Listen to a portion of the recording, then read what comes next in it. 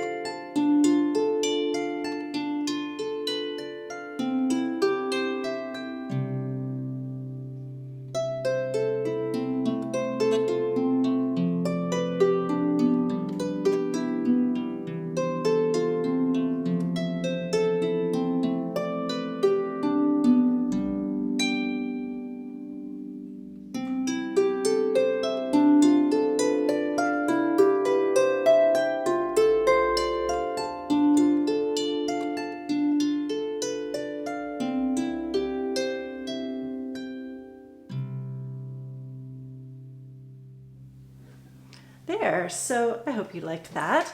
Why don't we get started? Get your harp, make sure you're in tune with me, and we're going to learn this piece with a combination of rote learning and visual learning from the score, which is my signature way to both learn and teach. So we're going to start here with the left hand pattern. And maybe as you watched me, maybe you noticed that I was using broken triads throughout the piece. So we're starting here with the left hand on the middle C with finger 3, skip a string to E, and then skip a string to G.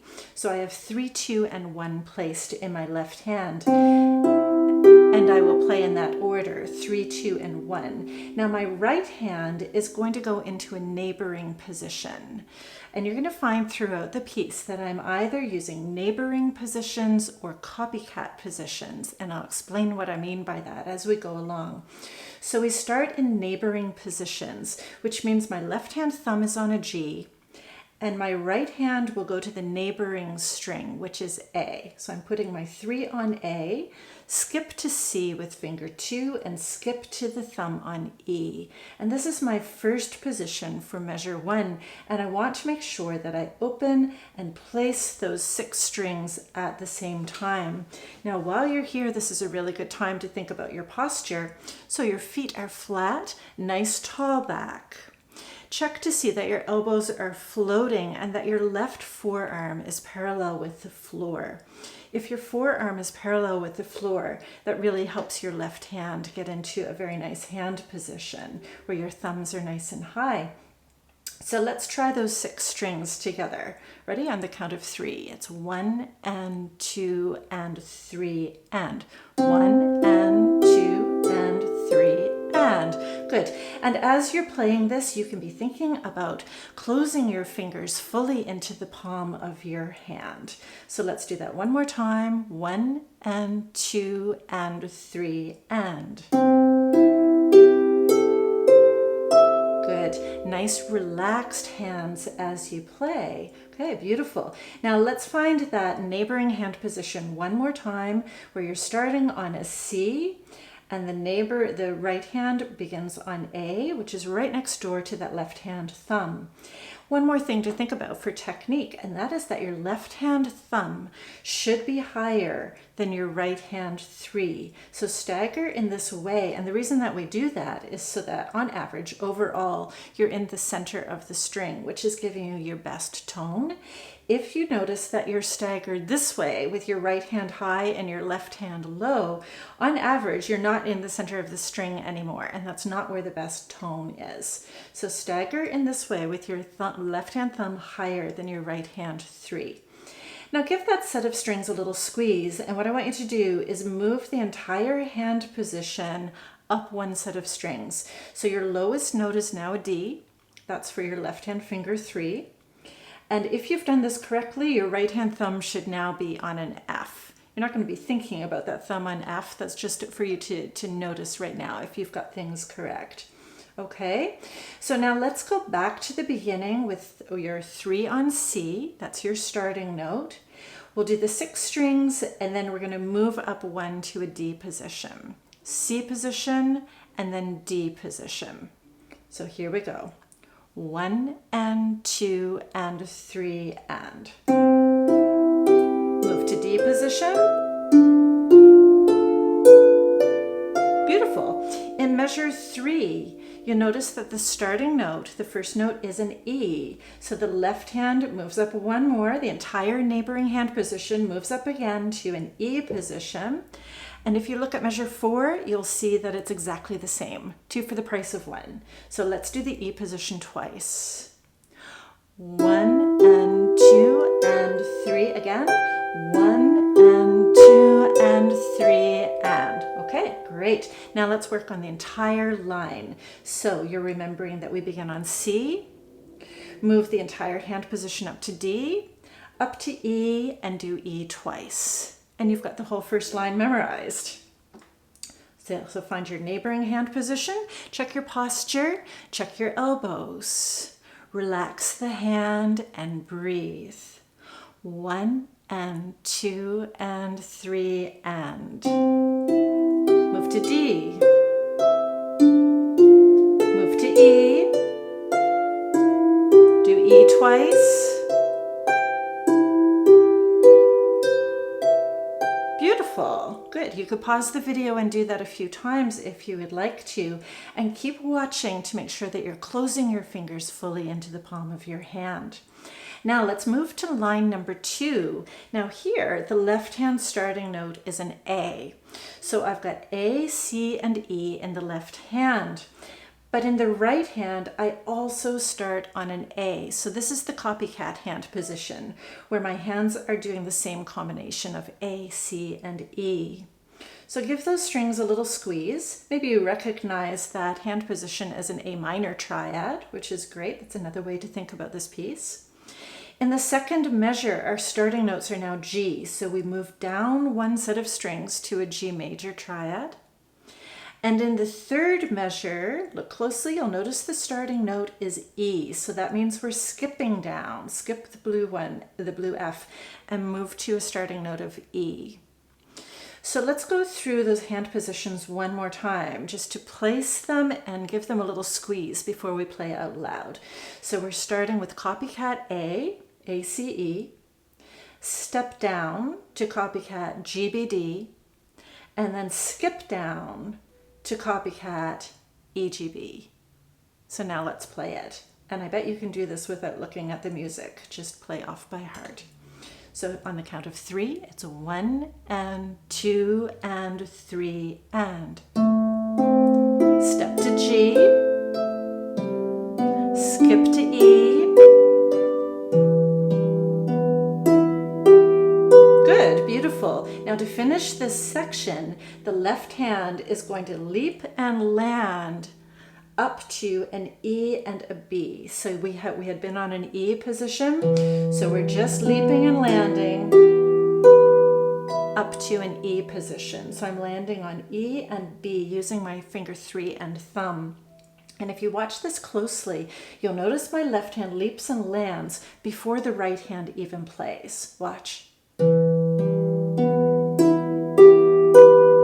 Did you see how I got there with my left hand before the right hand plays? So we want the left hand to move quickly and efficiently. And that way it's there and ready to go and you won't have a pause. So let's do that one more time. Find your E, G, B, your final position. Ready, play. Leap and land. And if you feel feel like you should practice that, you could pause the video and practice that a few times. Now we're going to start from the beginning and do the entire 2 lines together. Are you ready? So remember, let's just block through. Blocking means just placing and squeezing the strings. We start with a C position for the left hand and neighboring hands. Step up 1 to D. Step up 1 to E, do that one twice. Next line, we do copycats starting on A, step to G, and then skip to E with the left hand leap and land over. Okay, so here we go. We're going to play the first 2 lines together. Find your C position with neighboring hands. 1 and 2 and 3 and. Step to D. Step to E. Do it twice. Copycat A's. Step to G. Skip to E. Leap and land. Good.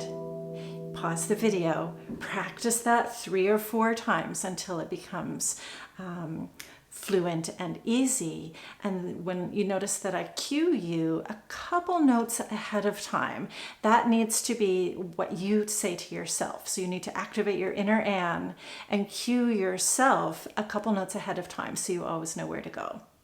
Now, when you're ready, come on back and we'll do line 3. Now, so line 3 is also starting with the neighboring hands in C position. So this is great. If you look closely at the music, you'll see that measure 9 and measure 1 are exactly the same. In the second measure, we move up to a copycat D position, not copycat, neighboring D position. In the third measure, up to E. And now instead of doing E twice, this time we're going to move up 1 more to F. And because the music keeps going higher and higher, this is going to be a line where you will be able to add a crescendo for expression. So let's do this. Find your C position in a with neighboring hands. Here we go. 1 and 2 and 3 and. Step to D. Step to E. Step to F. Okay, good. We're on the last line, and so the last line has a little trick to it. Place both of your hands in copycat D positions. So your left hand is on D, F, A, and your right hand is on D, F, A. So that's easy enough. In the second measure, though, you're going to move into a neighboring hand position. So that means that your left hand will not change, but your right hand will. So your right hand is moving from copycat D positions down to the neighbor. Here it is again. I'll show you this. Have a look and a listen to this. So I'm in D position. In the second measure, we do D again, but the right hand is moving down to the neighbor. Okay, let's isolate that and practice that a few times because it's a little bit different than the rest. So find copycat D positions, ready, play. Move the right hand down to B. Good. Let's do that again. Find your neighboring D positions, ready, play. Move the right hand down. Great. One more time. Copycat Ds, ready, play. Move the right hand down. Good. Final hand positions, very easy. C copycats. So my left hand is on middle C and my right hand is on the higher C. And the left hand is going to leap and land down to the C position. And if you're on a 25 or 26 string harp, that will be your lowest C that you've got there. Let's practice that again. So C in the left hand, ready, play. Leap and land down. Good. All right. Are you ready to try the entire page? Let's do this. And again, you're going to want to go back through this video and do this again and again with me so that the patterns become easier and more fluent. So here we go. We're starting from the very beginning with your left hand on C and your right hand in the neighboring position. 1 and 2 and 3 and. Move up to D. Move up to E. Do E twice. A copycats. G copycats. Skip down to E copycats. Leap and land. 1 and 2 and 3. C neighbors. D neighbors. E neighbors. Now F neighbors. D copycat. Move the right hand down. C copycat. Left hand down. Great. There, now that is a beautiful start on Whirling Leaves. Go back and play it again and play it again until your inner Anne is activated and you are able to cue yourself so that you can remember the patterns as they come along. Now there is a second page to this piece. There's a B section, which is just 2 lines long, and that part is different. So I would encourage you to get the music so you can learn your B section and try to do it in that same way where you're studying and memorizing the patterns as you go. And then the final 2 lines of the piece actually are exactly the same as lines 3 and 4, which you've already learned with me just now.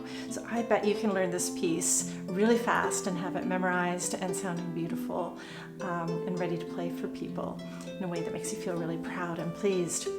So again, the link to this song is up in the cards and also down in the description. You'll find it in my shop. And then come on back and practice with me at any point. So I hope you enjoyed that. Let me know in the comments if this was helpful for you, and we'll see you in the next video.